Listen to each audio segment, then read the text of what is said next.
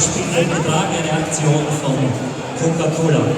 Darf ich Sie nun bitten, dass Sie sich alle von Ihren Plätzen erheben? Wir kommen zu den Hymnen beider Länder.